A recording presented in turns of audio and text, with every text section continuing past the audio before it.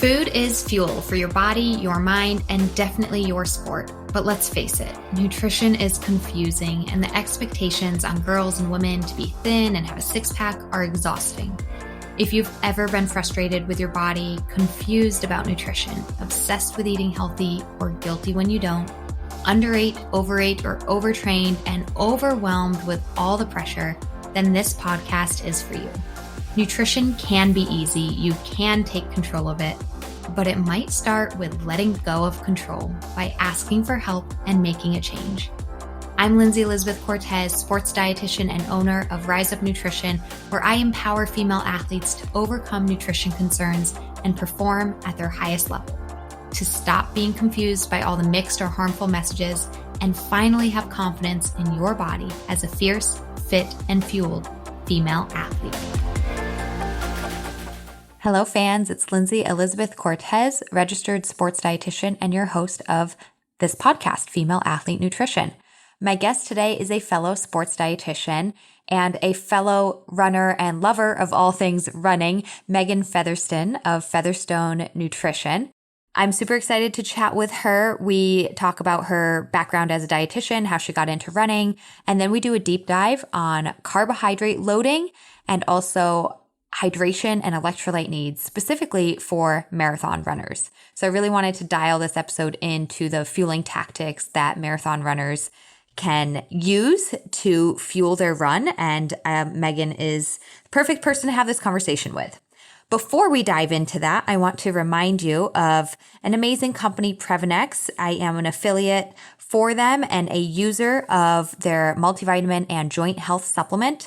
Their joint health supplement truly has impacted my life. I do have arthritis in my toes and in my fingers, and regarding running, I feel that in my toes, and taking the joint health supplement has helped me. You can use the code RISEUP for 15% off at www.previnex.com. That's Previnex, Previnex.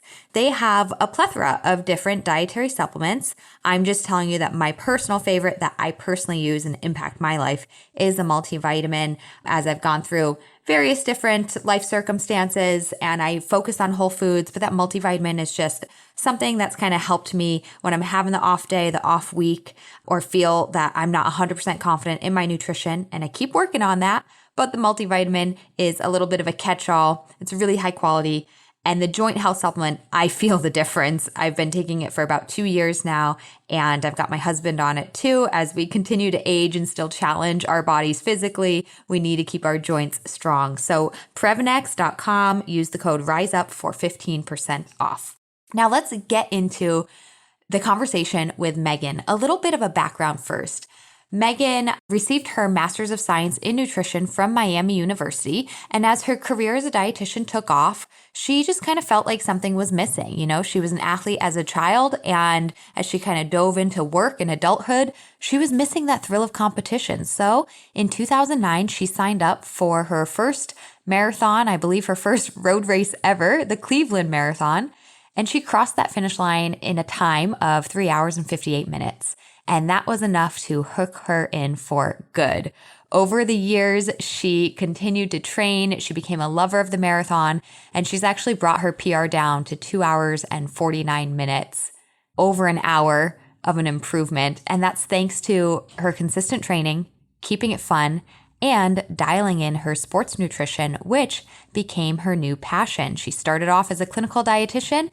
So for the last 6 years, Meghann has obtained her certified specialist in sports dietetics and has become a sports dietitian.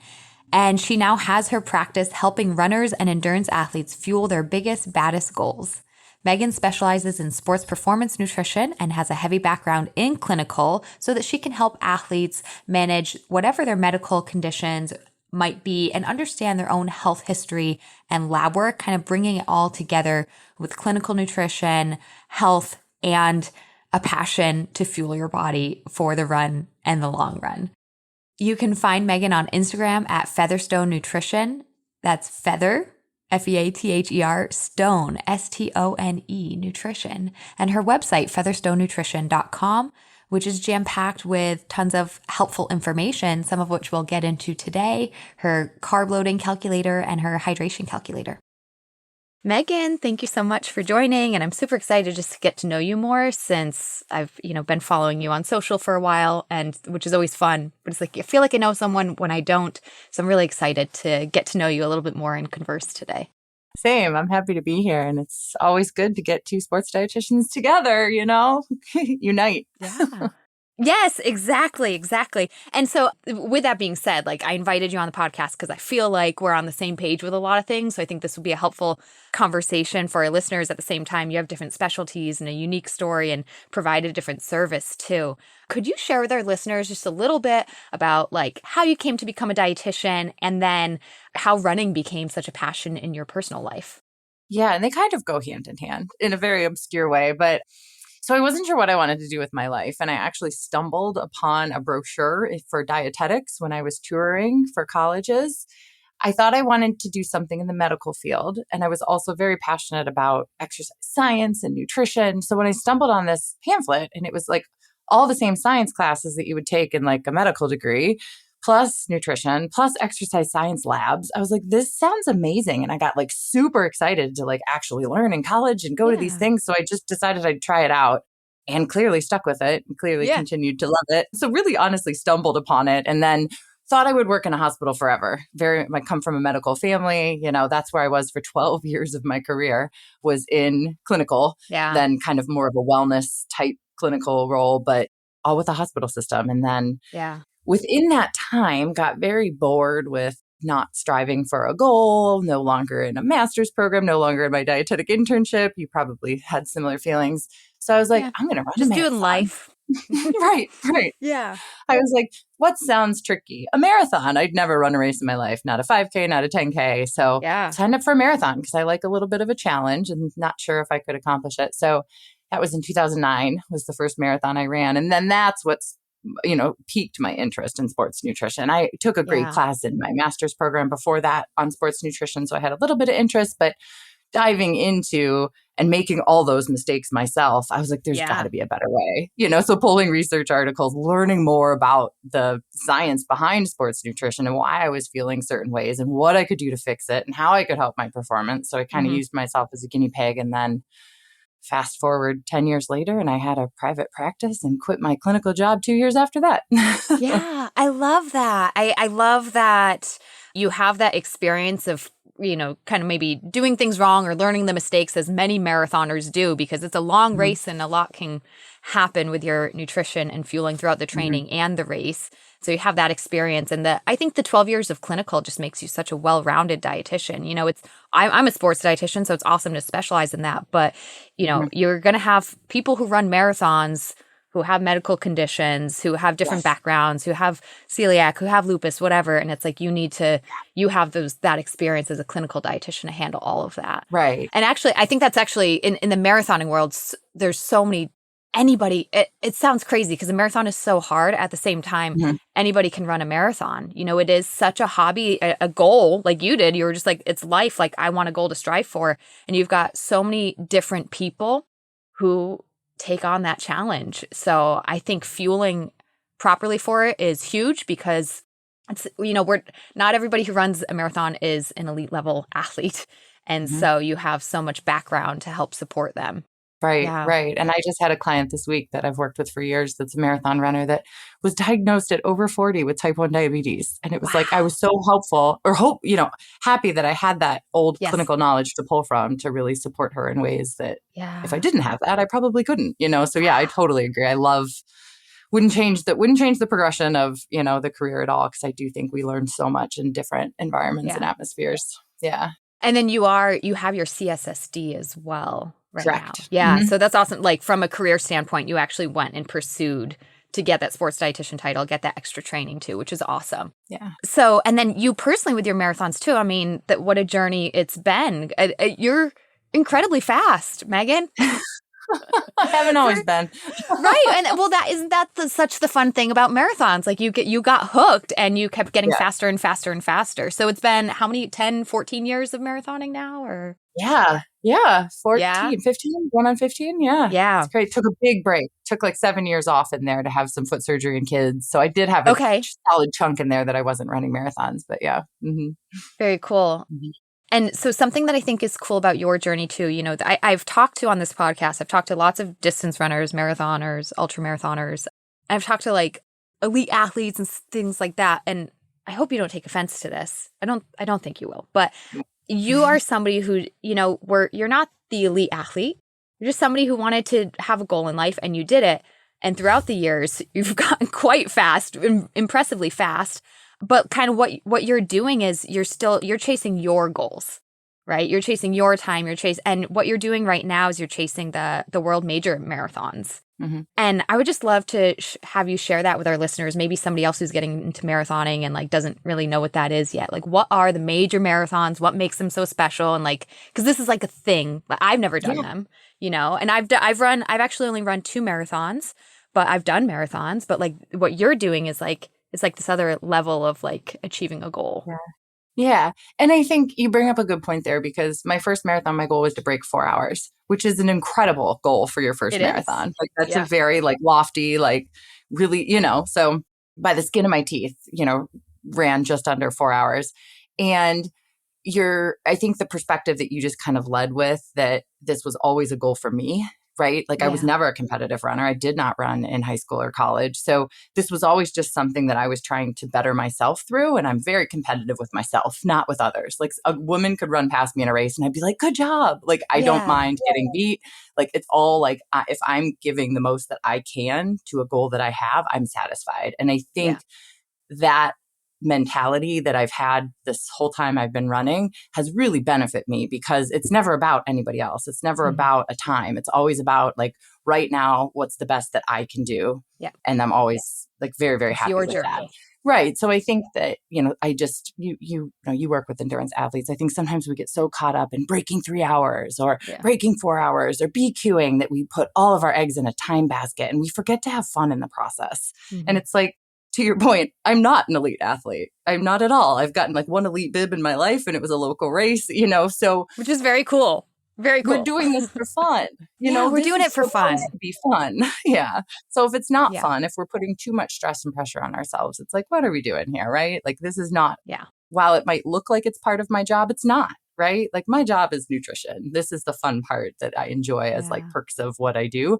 And one of those perks was getting a contract to finish the 6 world marathon majors. So funny because one of my first clients was training for the Tokyo Marathon. And I remember being like, no way, I wouldn't travel halfway around the world to run a marathon. That's so much stress. I don't know what food I'd be eating. Like, no, so like old Meghann was like not about that. But as we get older, as we get wiser, as we learn more, when this opportunity fell in my lap last year, I was like, of course, like this sounds amazing, so there's 3 stateside races in it. So it's New York City, Chicago, and Boston. And then there's 3 overseas. So it's Berlin, Tokyo, and London. So once you complete all 6 of those, it's the Abbott World Marathon Majors Challenge, if you will.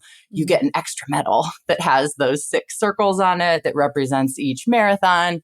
And it's a huge time commitment. It's a huge financial commitment for most of us, so it is something that a lot of people take a lot of pride in completing.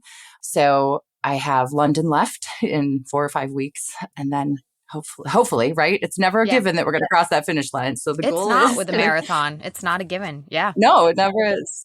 Never. Not until you cross that finish line. Not even at mile 24. I know. Was there like was there a timeline or is it just if you do all 6 of them, or is it like within, what's the timeline? It was a year timeline, but I had already run Chicago. So I ran the other 5. 6 marathons in a year is a lot. Yeah. That's a lot. It was. So, and with the travel to coordinate. Oof.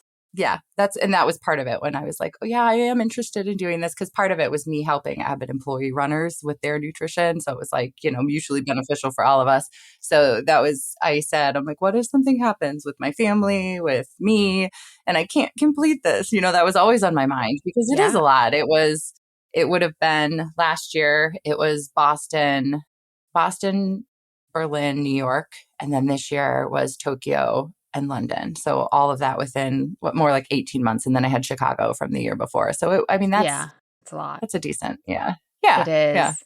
And because this is something, just maybe you had the incentive from Abbott Nutrition, but other people chase that too. If I want to do the major ones, Yes. because and any marathon is an accomplishment, but those are the ones that you hear about. They've got the crowds, they've got just everything. They've got everything. The support. I mean, I did a marathon once that was like there were miles of like nobody. So that was one of my marathons was miles of nobody. And so these major marathons are a totally different atmosphere, completely party different. for 26.2 miles. It's a party. It's wild. Yeah. Yeah. So and maybe we'll just jump right to it. Actually, no, I want to back. I'm going to back up.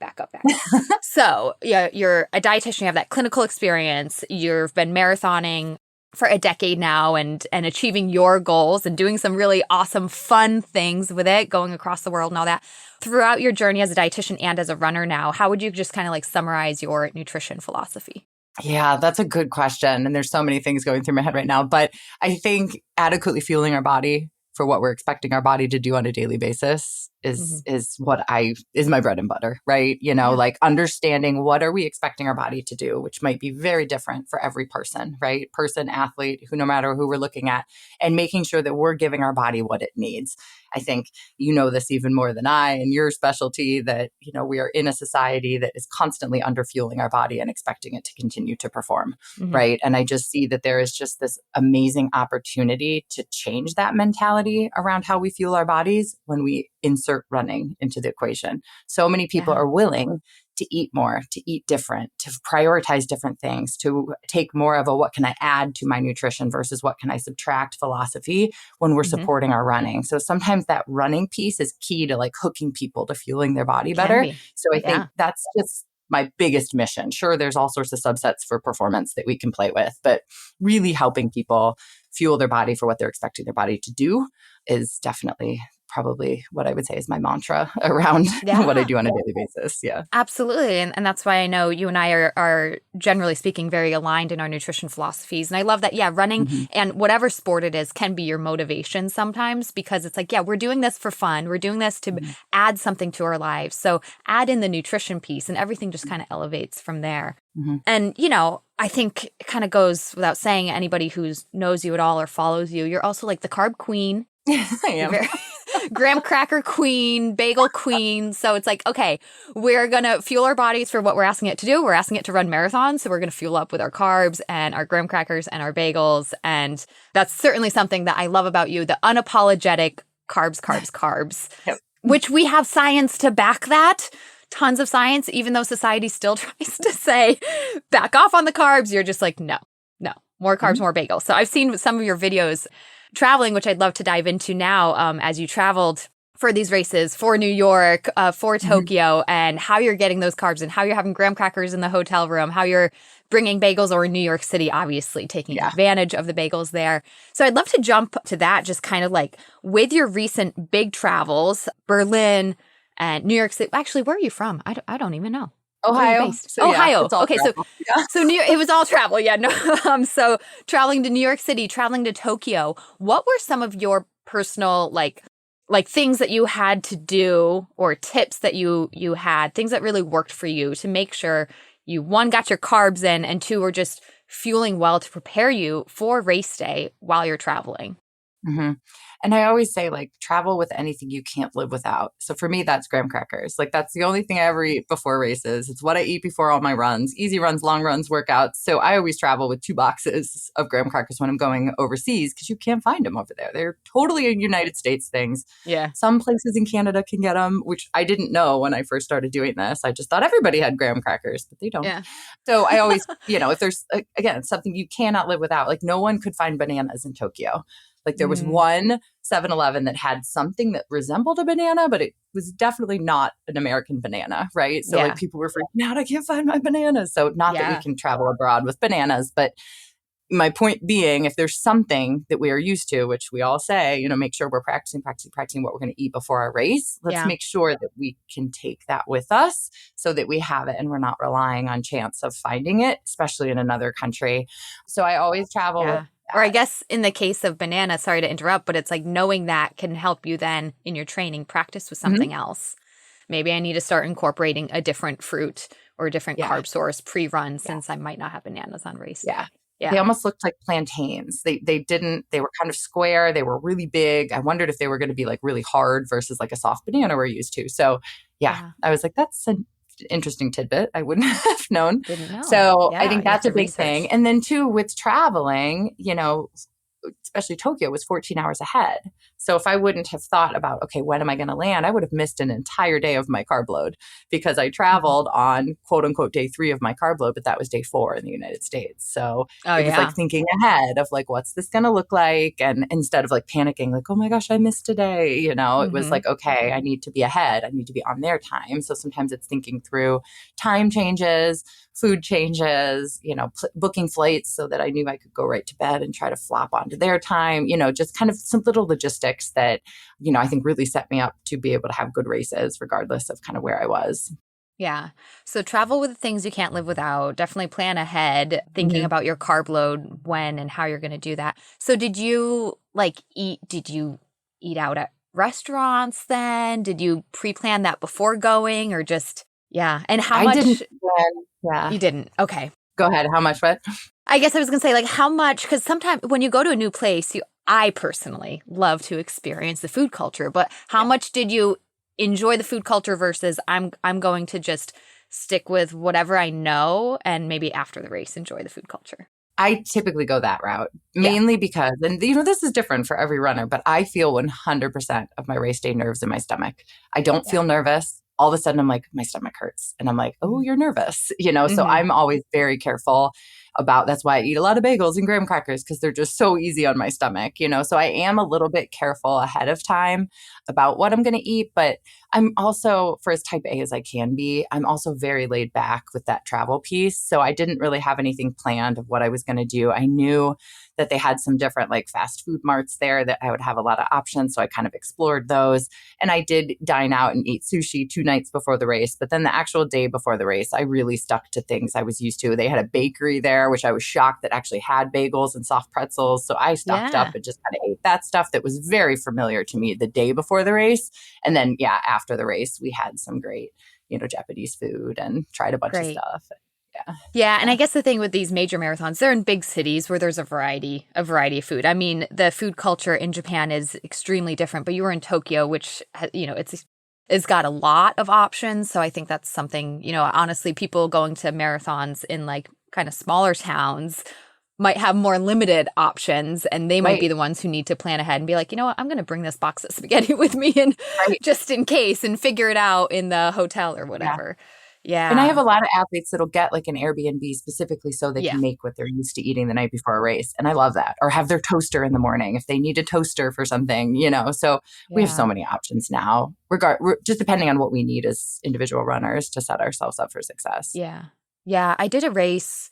Oh gosh, it was a long time ago now. Because it was before, I think it was like 2019. And like, it was a trail race, a 20-mile trail race. And we had like a cottage, but there was only like one restaurant in the town.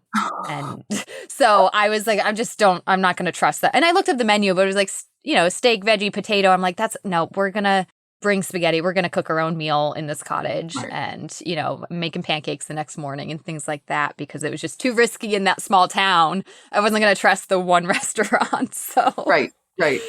Yeah. Yeah. Okay, so you mentioned like with Tokyo, you do a carb load. And as much as on this podcast, I promote carbs all the time, I don't think I've ever really dove into carb loading on a podcast episode before. So I think you're the perfect person to do it with.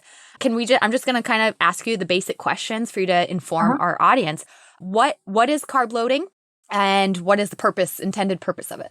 Yeah. So we can store endless amounts of fat in our body, which we can use as a fuel source. And we can store carbohydrates in our body that we can use as a fuel source when we're running. But we have a very finite storage form for carbohydrates, which is called glycogen. So we can store glycogen in our muscles. We can store it in our liver. Our liver glycogen maintains our blood sugar. Our muscle glycogen is what we pull from to fuel our muscles when we're running. So, we often hear people say like, oh, I've got fat stores. I'll just use that. I don't need to carb load. But when we're looking at actual performance performance and running intensity, the faster we're trying to run or the longer we're trying to hold like a higher intensity when we're running, the more we use carbohydrates. So carbohydrates are a very fast fuel. We can turn carbs into energy very, very quickly, and it spits out a lot of energy to us. But when we're converting fat into fuel, it's a very slow fuel source, and we don't actually spit out as much fuel.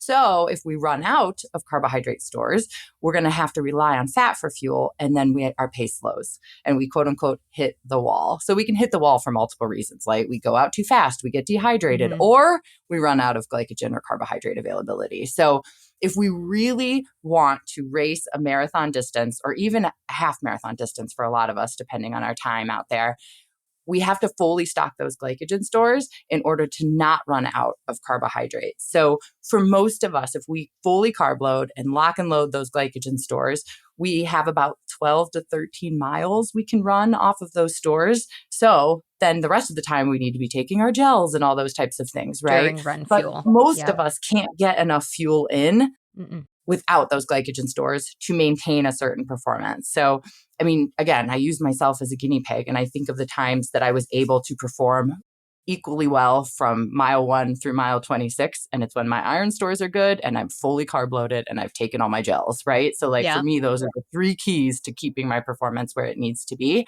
instead of dying the last 10K, instead of having to stop and walk, instead of our pace dropping off a minute, 2-3 minutes per mile, which is so common in the marathon. So I think when I first started running marathons, like no one carb loaded, like no one. And I'm reading these research studies, like this can improve our performance by 7%. Why aren't people carb loading, right? Yeah. And then I would talk about it, and I talk to my clients and they're like, no, I don't carb load. And I'm like, we need to do something about this. We need to carb load. So, that kind of spurred, I felt like it was a opportunity that we weren't taking advantage of in the running world and that people weren't educated on. So very early, in my sports nutrition career, I started, talking about the benefits of carb loading and how we do that, and the calculator on the website, because it can just be such a game changer, no matter our pace. I think that's a good thing to say too, is like, you don't have to be running a quote unquote fast marathon to benefit from carb loading. If we personally are trying to run a marathon at the best of our fitness ability for the whole time, carb loading will benefit that, right? Yeah. So it's just really remembering that if we want to have a good time out there and feel good mentally and physically, the more carbs we have on board, the better. Yeah, so perfectly said. And I think so many people think like, well, my body can burn fat. But what you just reminded us is like, that's a slow process. Like, yeah, your body can do it. But if you're trying to have fun and feel good, and, you're an example of somebody who's brought your marathon time down like an hour or more. How do you do that? It's by like, yeah, you can burn fat if you want to, but if you want to feel better, if you want to run faster, you want to bring your time down, no matter what that time is, carb loading is a method to help you do that. So. Right. And I think, our body's preferred fuel source in our brain and our muscles is carbs. So like our brain's happier when we have carbs around, our muscles are happier when we have carbs around. So for most of us, we're always going to burn some fat out there, right? I think that's a like, it's not like we're always burning 100% carbs, not at all, right? But we just don't have many stores of them. So we got to make sure the ones we do are full as we're starting. Absolutely.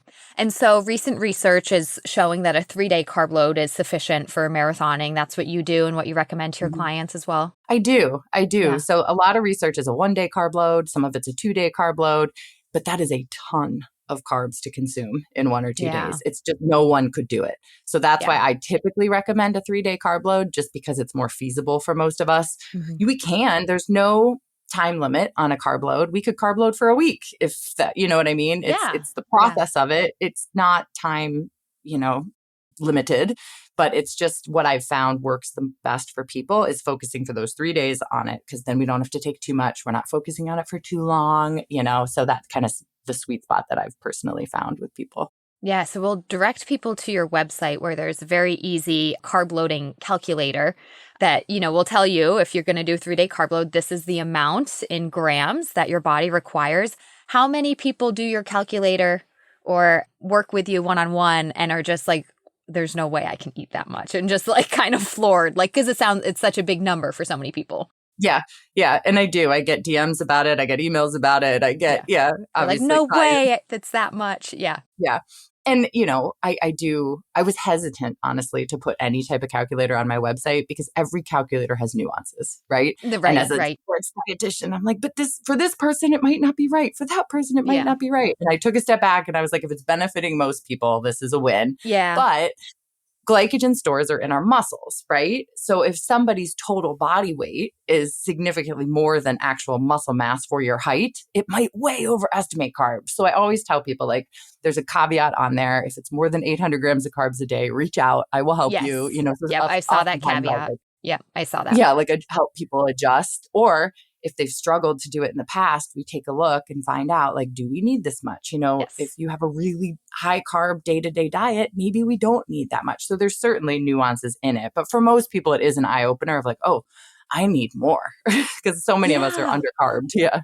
And what I've done with clients too is my calculation might say, okay, you need 600 grams of carbohydrate, but I know that they've been struggling and they're only at like 250, 300. I'm like, well, this is a carb load, so it's supposed to be more than your usual, but I might even just help them work up to that. Like, okay, well, let's try 400 on day 1 and day 2 and see, so you can absolutely, there's nuances, you can individualize it. But I think just that eye opener just for people to learn, this is actually what research has shown is helpful to complete a marathon, to carb load for 3 days. This is the amount, in a ballpark amount that my body would need. Right. Yeah. What about the biggest concern that people have typically with carb loading is just kind of gaining weight in those 3 days, water retention, feeling heavy on race day morning. What are your tips on how to prevent that heaviness feeling, or is that to be expected and you're going to run great with it anyways? Yeah. So I think taking a step back and we talked obviously about carb loading and glycogen storage, but what is glycogen, right? It's for every gram of carb that we store, it's like 3 or 4 grams of water with that carb. So as we're storing glycogen, we're hanging on to extra fluid. So for very, body attuned runners, you're going to feel that, right? Of course you're going to feel that your body is hanging on to some extra fluid. So some people find that a little bit uncomfortable.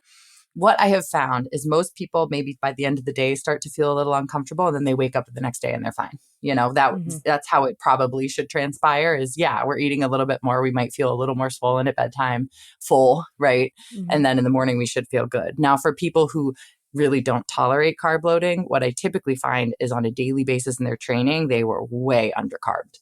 So it's like the jump, right, to a carb load from where they were is just their body's like, what the heck are you doing? So sometimes, like you had just said, we'll scale back and we won't even try to hit those numbers. And then in the off season, we try to get our carb needs where they need to be. So next time we can carb load a little better. Right. So there certainly are people who are worried about feeling bloated, their weight increasing, which if we carb load correctly, it should.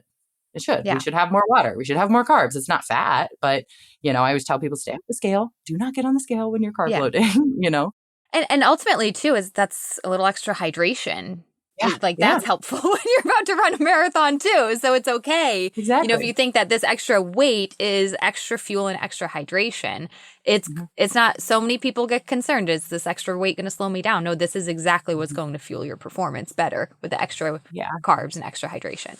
And I think one of the coolest things about all this is because that is a free resource, I don't know who's using it. I can look at numbers of how many people have accessed the page, but I don't know who's using it. So I'll get, around big marathons, just DMs about, I had a 42-minute PR. I had a 16-minute PR. I qualified for Boston, 10 minutes off my PR. And all of them are saying, this carb load was a game changer. I wasn't sure about it in the beginning, but it works. It really, truly works, especially for somebody who's never done it before. And it just makes me so happy and, smiling that people are taking advantage of the science that's out there and changing their things and changing their misconceptions on how we should be fueling for that start line. We don't want to be empty and feeling our lightest, right? We want to be fully fueled. So it's cool to see, here's some of those one-off successes. That must be so rewarding and even if when you don't know somebody, but just to know that you help them on their day, achieve that. That's awesome. Yeah. And I think when I talk to clients about carb loading too, we do want to be mindful to not just consume excessive calories, not to be afraid of excessive calories, but, as we're increasing carbs, sometimes we're decreasing some fats and protein at the same time because I don't want them to be just stuffed, that's not a good feeling for anybody. Right. And I think that's where people really get stuck. Honestly, with carb loading is like, we talk about making these balanced plates, and then on the carb load, it's like, no, like you can really, you don't need the meatballs with your pasta today, or like you can if you want like one, but like you don't need that. And I think that's a really difficult shift for people. Do you have any like tips, or like how do you kind of approach that of like decreasing the fat, decreasing the protein a little bit to make this more feasible to get in the carbohydrates that they need? And that's another good point, because a lot of people will be like, I can't possibly eat this much. And then like, okay, what are you eating? And they're like, I had a cookie, a donut, a croissant. And I'm like, okay, those are 50% carbs, 50% fat. So fat keeps us full. So of course we're feeling overly full. So I'll instead be like, okay, why don't we do pretzels and a bagel and things that are more carbs, less fat and protein, so that we can get the amount in and not, like you're saying, not feel too full. And then I have other people, it's usually guys, that eat their carbs and they're starving. And I'm like, okay, put your protein and fat back in. Like, so some people need to keep that in.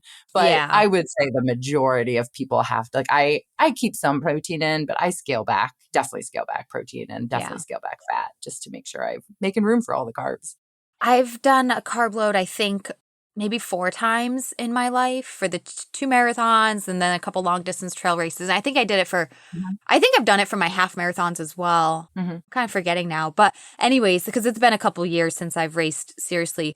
But I am somebody that I'm good until like by day 3, I am hungry. Yeah. By day 3 of the lower fat and lower protein, I'm like hungry, which is good because I'm hungry. I want to go eat another bagel. I'm hungry. I want to go eat rice. But I found that it's on day 3. I'm like, I'm going to put a little protein in here because I feel the hunger. Yeah. So everybody's different. Yeah. And I've noticed too, it's kind of, it's changed over my last 10 years too. Like I remember the first time I carb loaded, I think I ate an entire like package of Peeps, like the 3-pack.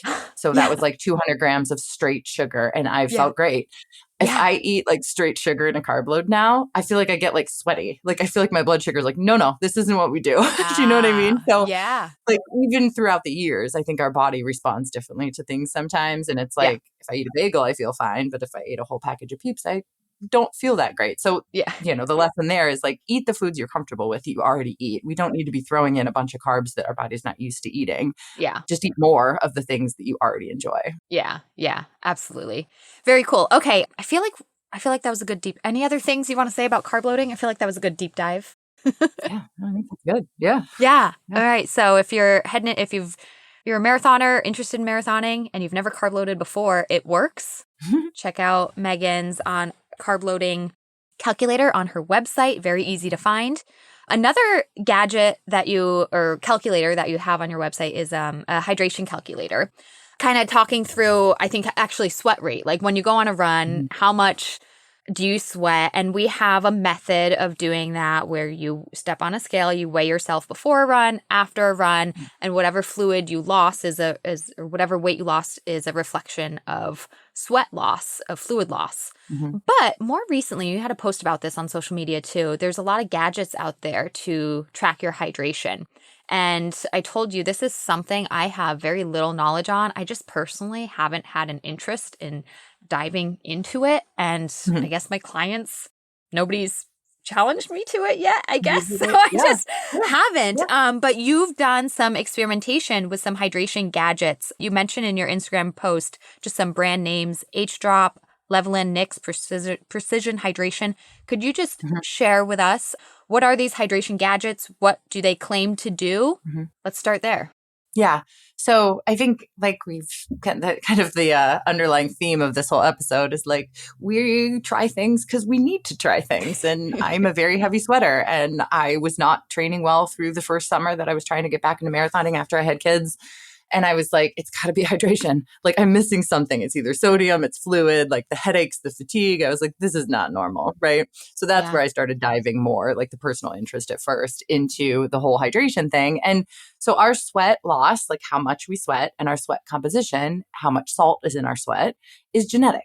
So we're born sweaty, we're born salty, it is what it is. There's not much we can do to change it. I look at my son and I'm like, he's got my sweat genes. I call him a sweat hog. Like he's soaked when he comes out of school at the end of the day because he's just had gym in the middle of winter. Okay, that's my newest baby. That's him too. He's sweating all the time. I'm like, he's just hot. hot all the Right. time. And, that's the question I always ask my runners. Like, when you're in a group, are you the sweaty one? And Yeah. that's just a great way to identify, like, yes, that's me. Or no, not really, and then that tells me a world of information, right? So for people who are on that edge of, yes, I'm always the sweatiest one, my eyes sting because there's sweat going into them, or I see those visible salt lines on my body, or I have terrible GI issues because I sweat so much, or I'm getting cramps at the end of marathons because I'm so sweaty. All of those things trigger me to be like, okay, we might need to look into sweat rate, sweat composition. Whereas like you're saying, there's a lot of runners who might not need to look into it. Just sipping on an electrolyte drink for their runs might be plenty, right? But for people who have these bigger losses, we have to be really intentional about what we're doing before, during, after. So for those people, we have some options. So you mentioned the calculator that's the sweat rate. So that honestly, for me, has been just very eye-opening for clients, or again, for people that are just popping on my website and using it to be like, wow, I lose 50 ounces of fluid an hour in the summer. Yeah. Like that just can be this like aha moment for somebody to start making those changes. Yep. So I think it's more of an awareness tool, honestly, the calculator. And then of course, like myself or you could really help someone dive into a plan if we knew that sweat rate. And if I can add in quickly, I've lived in a couple different states. Like I grew up in Massachusetts, and then I moved to Florida, and then Georgia and Texas, and the different humidities, the different climates. I found it very useful to track my sweat rate using the scale just to learn, what am I sweating? Texas in the summer versus Texas in the winter, two very different things. And then again, I grew up in Massachusetts, so it was my first time when I moved to Florida, and the humidity in Florida was insane. An 80-degree day summer in Massachusetts versus 80-degree day in Florida, two completely different sweat rates and experiences. So this is if you're comfortable stepping on the scale, this is a very eye-opening tool, and I would encourage people to do it during different seasons. For sure. Winter versus summer, or indoor versus outdoor. If you're a treadmill runner versus an outdoor runner, you could have different sweat rates with the environment as well. So kind of learning your body in the different seasons and stuff like that could be helpful. Absolutely. Absolutely. Like knowing my sweat rate in the summer versus for a fall marathon when it's cold, drastically different hydration strategies, right? So like understanding, like I don't need the amount of fluid for a November marathon that I needed over the summer, and being able to adjust that can be really helpful. Yeah. No, I totally agree with all of that. So sorry, I cut you off. Yeah. Oh no, you're fine. So that's our, how much we're losing, but then we can also look at our composition. So like how much. So we lose a lot of electrolytes in sweat, as you know, but the main one is sodium. The one we lose in the highest amount is sodium. The one that can negatively impact performance is sodium. So I typically often just talk about the sodium loss from a sweat. The other ones we can fill in, but the sodium we have to focus on. Right, correct. And, we'll usually get the rest through our diet, but sodium can be a limiter for a lot of people. So the sweat composition test that you just mentioned would test how salty of a sweater we are. So when I first was looking into this, I was like, can someone do this for me at home? Right. So I found, back in, I think it was 2017, the Levelin, which is a company out of Pennsylvania that sends you a little gauze patch and you literally tape it to your arm. You go for a run, you put it in a test tube and you send it back to them, and they spin down your sweat and they look at how much you lost. So you'll weigh in and out around it. And they analyze what the composition of your sweat is and then extrapolate that to how much sweat you actually lost from your weigh-in. And it's a very accurate way. Like with research, we do like a full body sweat wash down in a laboratory, which we can't do, right? So it's extrapolating how we sweat on our forearm to the rest of our body, which is the best, in my knowledge, the best correlation, right? Like how much we lose on our forearm for most people. Yeah. Forearm to body. Okay. Yeah. That's one question I had with these things was location. I'm like, I sweat more in my, what about armpits versus, Right. So forearm, there's research to say forearm location is a pretty good correlation to whole body. It is. Okay, cool. So, and I got to know one of the guys who works for Level. And so I would question, like when I was first getting into this, I'd like send him questions all the time about this. Cause I did have a couple athletes that tried it that didn't sweat on their arm. And he says there are like rare occasions. So he would like instruct them of someplace else to put it. So, I mean, all of us are different. But so then they send you a report of like how much sodium you lose per liter of sweat. So that's how I first analyzed kind of where I was at. So that's a really good like clinical way to do it. Then another way that's similar to that is precision hydration. But precision hydration, you have to actually physically go to a location that has the device. So that's the limiter with that one. It's very, science validated. Like, it's a great tool. You get very accurate information from both that and Levelin.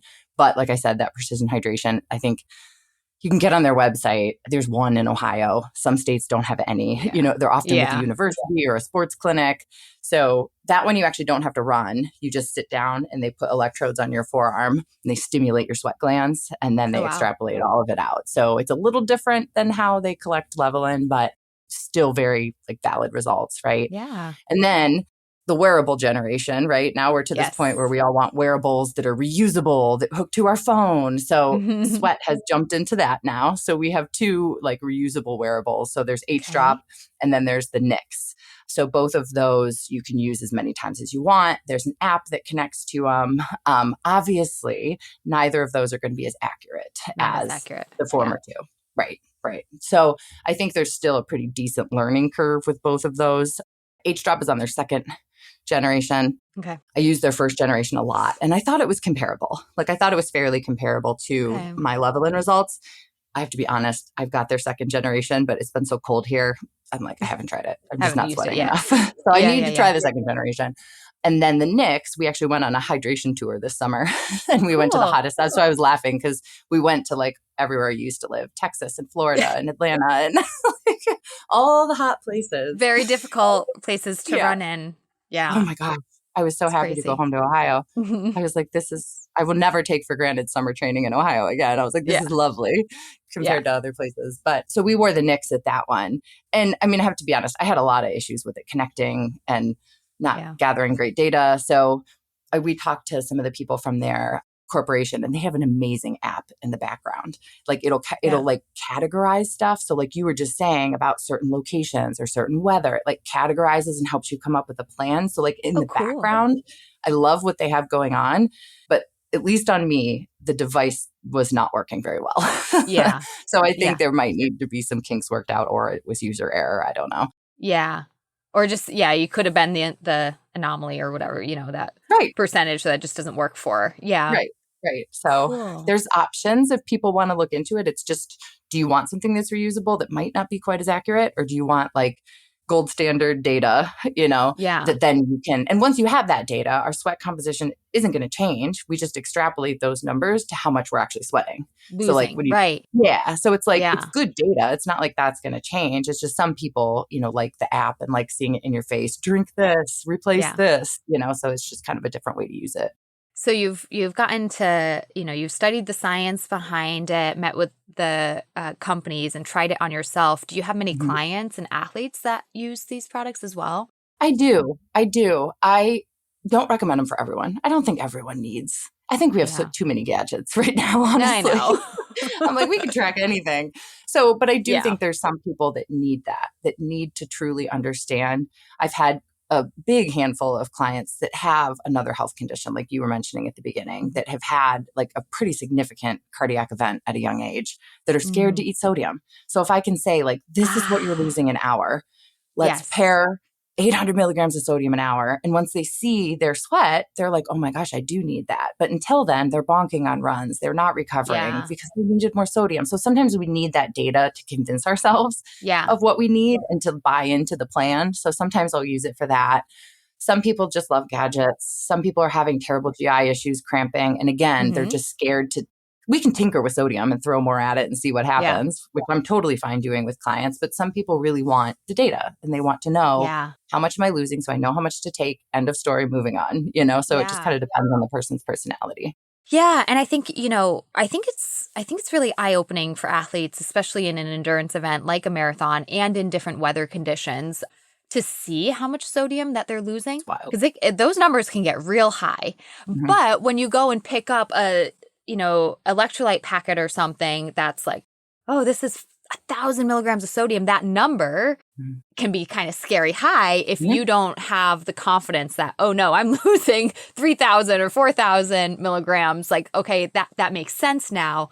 But when so much information around us is saying lower your sodium, it can be kind of scary to add this 800 milligram or 1,000 milligram supplement to your diet. So I think that's helpful. And something I'd like to ask you too, whether in your work, your experience as a dietitian and marathoning is like, we know the risks of dehydration are severe. Also of whether we want to call it hyponatremia or water intoxication, where you're taking in water but not enough electrolytes, life-threatening, very severe, and a concern in marathons. So as we're trying to prevent that, we're trying to stay on top of our hydration, stay on top of our electrolytes. Have you ever come across people who are actually consuming too much sodium? And what would kind of signs or symptoms be of that or harms of that? Yeah. I've only ever had 2 clients that have gotten into one of them pretty severe trouble with drinking too much water and not taking in enough sodium. Okay. And both of them, same, were kind of scared of the sodium piece. So they were just sweating out all the sodium. And then again, like you're saying, we're almost diluting the sodium in our blood when all we're taking back in is water. And it's very risky. Like it can end up in coma. Like it's not great, So I don't see it that frequently. But when you look at the research, the people that we tend to see it in the most are kind of the back of the pack runners that are drinking to a plan instead of drinking to thirst. So people who are out there for longer, that are maybe running a little more slowly, that maybe do have a higher sweat rate, and all they're drinking is water on course. So there was a big push to like not always over drink while we're out there, and to always make sure that there's some sodium in it. And then 2 is you never want to gain weight while you're running a race, right? That means you're taking in way too much water. So not that, there's that many people weighing in and out after marathons, but they've done some studies looking at who was at risk of hyponatremia, and it was the people whose weight was equal or higher than where they started at. Would that be reflected, like if somebody is concerned as they're running that they're like, I'm not feeling good, but I'm drinking all this water and I've been on the course for 5+ hours, like would they be able to feel that maybe with like swelling of their fingers or something like that? Yeah, that might be kind of an indicator. One of the swelling of your hands can be water intoxication or lack of sodium. Yeah. So like it could be like it could be either of those. But one of the things that I've found with people who are like borderline, and I've experienced it myself, is a little bit of confusion. Like you're out on a run and you're like, where am I? Like confusion, getting lost, right? Of like, how far have I gone? Not being able to calculate like a pace in your mind, things like just a little bit of disorientation, a little bit of dizziness, a little bit of confusion. That's like the early signs of, hyponatremia or not getting enough sodium in when we're losing it. And it can be scary. It really can. So there's all the medical professionals at the end of marathons are trained in symptoms of hyponatremia. And I've talked to some of them before, and they're like, you like, it's a certain look, it's a certain agitation, it's a certain delirium and confusion that we always know. Get them off, get them some broth, check their serum sodium, and like intervene as soon as possible. So I know there's definitely some signs that medical folks look for. Yeah. And what about the opposite? Is too much sodium during a race a concern for people? I get that question all the time, and I honestly still don't have an amazing answer because we don't have studies on that. Yeah. And I've never had someone oversalt in a race. Like it's me neither. I've had, not relating to a race, but in my experience working with athletes, I've had one athlete have too much sodium in her diet where actually she was developing some problems with her kidneys, and we worked through that because she was having all these crazy symptoms, and it came anyways, came down to the seasoning that I did not realize she was dousing every single food on top of being an athlete. And like I was like, you're taking in good electrolytes, but I didn't know about this seasoning. Anyways, good detective work. It took a long time, honestly. I was upset with myself that it took so long to figure it out, but anyways, that's one in how long have I been like 13 years being a dietitian. I've had one athlete consuming too much sodium. And so I haven't seen it either. And so that's the thing. Like, again, these people might see a packet of electrolytes that's 1,000 milligrams of sodium and think that's too much. And it's like, no, you are sweating a lot. You're losing a lot during this race, during everyday training. And in 13 years, I've seen one athlete consume too much. Yeah. And I think, you bring up a really good point because we do have a lot of really high sodium supplements all of a sudden, just over the past couple of years, 1,000 milligrams, 1,700 milligrams. So the potential is there, right? For people to overconsume.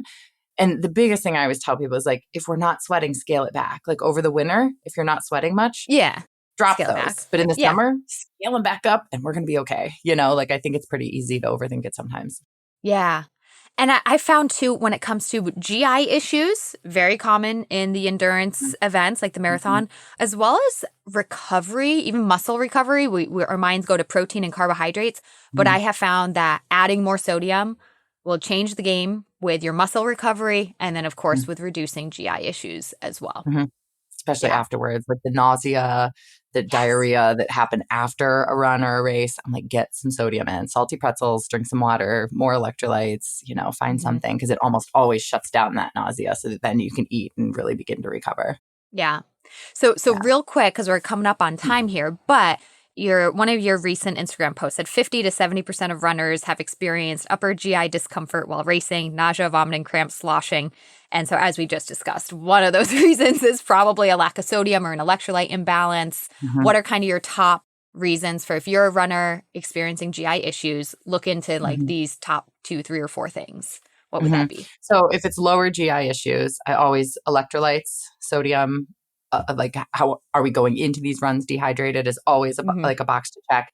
The other one is how much fiber are we eating? So again, if we're living this healthy lifestyle and we're like, I have to eat all whole grains and all these beans and lentils that are high in iron, and wait, I have to have vegetables at every meal. There's just too much left over at our GI tract, and our GI tract speeds up when we're running, and it's got to go somewhere, So sometimes It's daily gonna go out. diet we look into, right?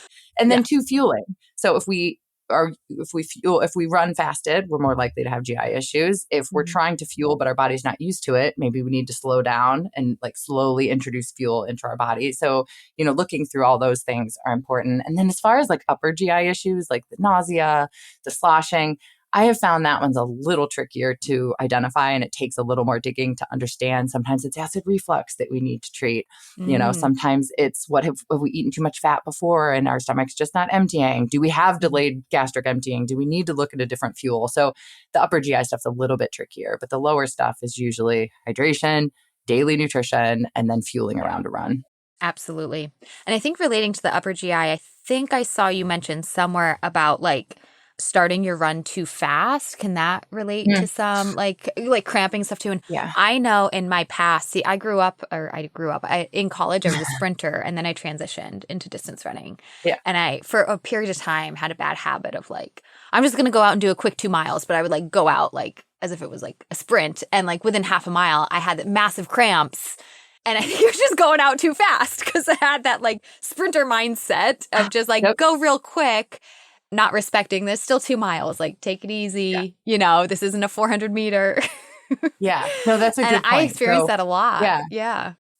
Because when our perceived exertion is higher, we have less blood flow to our GI tract, right? We're trying to get more oxygen to our muscles. So it's like we divert blood away from our GI tract, which can cause nausea, vomiting, diarrhea, cramping in our GI tract, all that kind of stuff. So I have had some people that like I've worked with for a long time, our fuel plan was like tried and true. And then they have issues on race day. And I've almost always been able to track it back to they went out too hard, or the conditions meant that the pace they thought wasn't going to be hard was hard, right? Yeah. Whether that's a good point.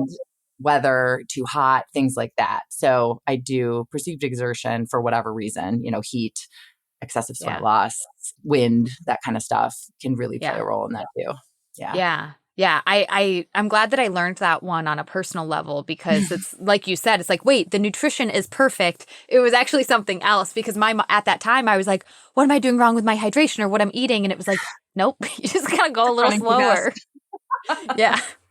Going out for a 400 meter dash here when I'm trying to run 2 miles, like you slow down. Yeah. Meghann, this was really fun, and I'm glad we got. I absolutely with the hydration stuff. I personally learned a lot just there, so thank you for that. I always end every podcast episode with some fun questions. You ready? Let's do it. It's been fun the whole time, but some more fun questions. If there's one food you could eat every single day for the rest of your life, what would it be? Oh, and never get sick of it. Never get sick of it. Oh, toast. Toast. You got lots of fun toppings for your toast. I love toast. I eat toast multiple times every day. I'm very passionate about toast. Awesome. Great. Seems obvious, but you never know. What's your favorite sport to participate in? Oh, it's definitely running. Oh, I love running so much. And the marathon specifically, does that have your heart? Yeah, 100%. I try to convince myself I want to love other things, but it's definitely the marathon. Just the marathon, yeah. Mhm. How about as a Mhm. spectator? What's your favorite sport to watch? Ooh, this one's changing because my kids are doing so many new sports that I like keep falling in love with new things. I love watching basketball all of a sudden. I never thought I would say Yeah. it, but swimming, I'm like so Yeah. proud of these little devils for getting in that pool and swimming all by themselves. So I've enjoyed that. So I mean, honestly, like, of course, I would travel to spectate a marathon any day. So, that's Yeah. always a peak interest. But basketball and swimming are getting up there. Cool. Yeah. I'm learning as a mother now myself, anything your kids do is going to be one of your top favorite So true. activities. We just love them so much. Yeah. Okay. And final question. If there's a female athlete out there you want to give a shout out to, either in your personal life or super well known, just for being an inspiration or a role model for any reason, who would that be and why? Oh, I don't even have to hesitate at this one. It would be Meg Murray, who I do Fuel for the Soul podcast with, and she's my coach, and I've helped her with her nutrition. And there rarely in life do you find someone that is so synergistic with you and that you work so well with, and you're a better person when you're around them, and everything you do together is better. And, I just think that she, on so many levels, work level, training level, running level, friendship level, like we're quite a duo, and I appreciate her a lot. Yeah. Meghann. It was meant to Yep. be. Megs. Awesome. Well, thank you so much. This was so fun. It was fun. Thanks for having me. Well, everybody, thanks for listening. I really hope you enjoyed that episode. And if you did, if you are a true fan of female athlete nutrition, then I would love if you could support our podcast by spreading the word. Share a review on your listening channel, give us 5 stars. It really helps get the word out and get the show more views to positively impact others. Also, you can support the podcast by joining our Patreon. Head to patreon.com/femaleathletenutrition to consider a donation, or even better, join our membership where you get extra monthly content and perks. We don't want you to simply listen alone. We want you to be a part of a community and a movement of fierce, fit, and fueled female athletes. So patreon.com/femaleathletenutrition is where you can do exactly that, learn more, and join. A huge thanks to our affiliates and partners as well. Once again, Prevenix, Inside Tracker, Orgain, Practice Better, Jen and Carrie. Please go check them out, and their links in the show notes where you can get deals and discounts. Last, be sure that you do more than just listen. If you need help with fueling, it's time to take action. Head to my website to learn more. You can either book a free call with me to learn more about our coaching programs and how we can work directly with you, whether it's the fast track or otherwise. Or you can take our online self-study course, Female Athlete Nutrition. You can literally sign up and gain access right now. You can explore our downloadable products, including the Red S Recovery Guide, High Iron Fueling Guide. Or if you are a coach of a team, check out our brand new Coaches Toolkit for teams. You can also just learn more. We have a blog, a Red S quiz to see if Red S is affecting you. If you need help, I want you to get help fast. Too many girls and athletes struggle with nutrition, but you don't have to any longer. You can rise up with the power of nutrition, take action today in any of these avenues, and become fierce, fit, and fueled. Links in the show notes, and we'll see you next time.